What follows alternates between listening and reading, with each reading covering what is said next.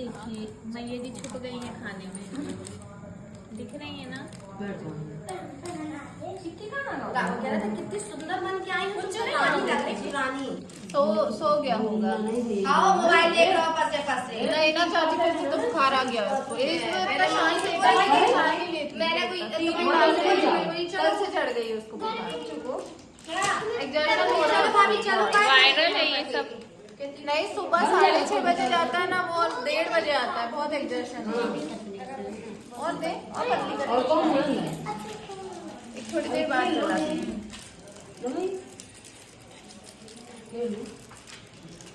ये देखिए पूजा हो रही है। दिख नहीं रही, दिखेंगी फ्रेंड्स, मैं सुबह तक दिखा दूंगी।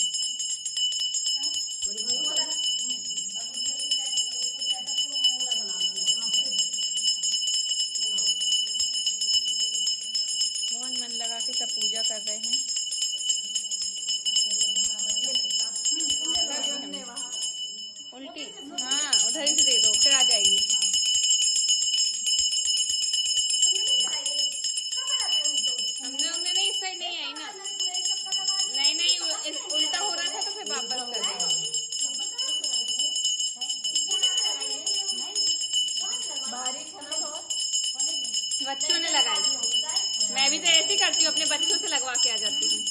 Free service. बच्चों को थोड़ा सा मस्का मारना पड़ता है।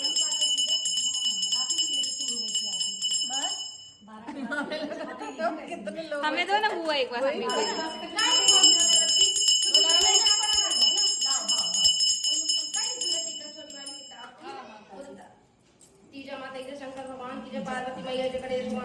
चलिए फ्रेंड्स, अब कथा शुरू होने वाली है, ध्यान से पढ़िए। समय दे दो चार।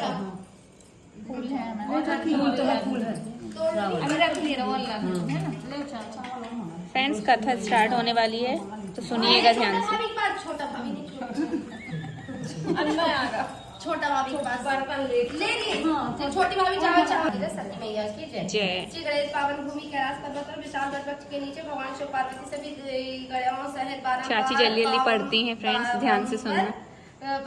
बागंबर पर विराजमान के भगवान वीरभद्र, भंगी, शंगी, नंदी आदि अपने अपने पैरों पर सदस्यों के दरबार की शोभा बढ़ा रहे थे।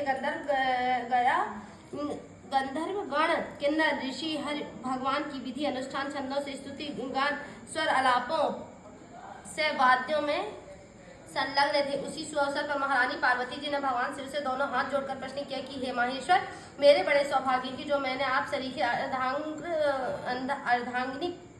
अर्धांगपति को वरण किया, क्या मैं जान सकती हूँ कि मैंने वह कौन सा पुण्य अर्जन किया है? आप अंतर्यामी मूल राशि को वर्णन करने की कृपा करें। महारानी पार्वती की ऐसी प्रार्थना सुनने पर शिव जी बोले, हे पार्वती, तुमने अति उत्तम पुण्य का संग्रह किया था, जिससे तुम मुझे प्राप्त किया वह अति गुप्त व्रत है, पर तुम्हारे आग्रह पर प्रकट करता हूँ।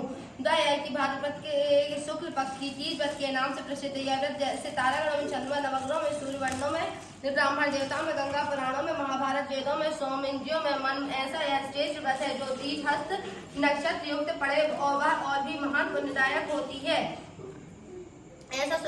पार्वती जी ने कहा कि हे महेश्वर, मैंने कब कैसे तीज व्रत किया, विस्तार के साथ श्रवण करने की इच्छा। इतना सुनकर भगवान शंकर बोले कि भगवान भारतवर्ष के उत्तर में हिमाचल श्रेष्ठ पर्वत है, उसके राजा का नाम हिमाचल है। वहाँ तुम भागवती रानी मैना से पैदा हुई थी। तुमने बाल्यकाल से ही मेरी आराधना करना आरंभ कर दिया। जब कुछ उम्र बढ़ने पर तुमने हिमाचल की दुर्गम गुफाओं में जानकर सहेली सहित मुझे पाने हेतु तप आरंभ कर दिया था। ज्योतिरी पहले लकड़ी नहीं रखते, पहले अग्नि जलाते हैं। कभी भी हवन अग्नि लकड़ी नहीं रखते, पहले अग्नि जलाते हैं। अग्नि रख मतलब उम्र बढ़ने पर तुमने हिमाचल की दुर्गम गुफाओं में जाकर सहेली सहित मुझे पाने हेतु तप आरंभ कर दिया। तुमने ग्रीष्म ऋतु में बाहर पानी में तप किया, हेम ऋतु में पानी में खड़े होकर मेरे ध्यान में संलग्न नहीं। इस प्रकार 6 ऋतुओं में तपस्या करके भी जब मेरे दर्शन न मिले, तब तुम उन्मुख होकर केवल वायु का सेवन किया, फिर वृक्षों के सूखे पत्ते खाकर इस शरीर को छीन किया। ऐसी तपस्या में लीन देखकर राजा महाराज हिमाचल को अति चिंता हुई और तुम्हारे विवाह हेतु चिंता करने लगे। इसी अवसर पर महर्षि नारद जी उपस्थित हुए। राजा ने अति हर्ष के साथ महाराज का स्वागत पूजन किया और उपस्थित होने का कारण पूछा तो उपस्थित होने का कारण जानने के इच्छुक होने लगे। नारद जी ने कहा, राजन मैं भगवान विष्णु का भेजा हुआ हूँ। मैं चाहता हूँ कि आपकी सुंदर कन्या को योग्य वर प्राप्त हो। सो वैकुंठ निवासी शेष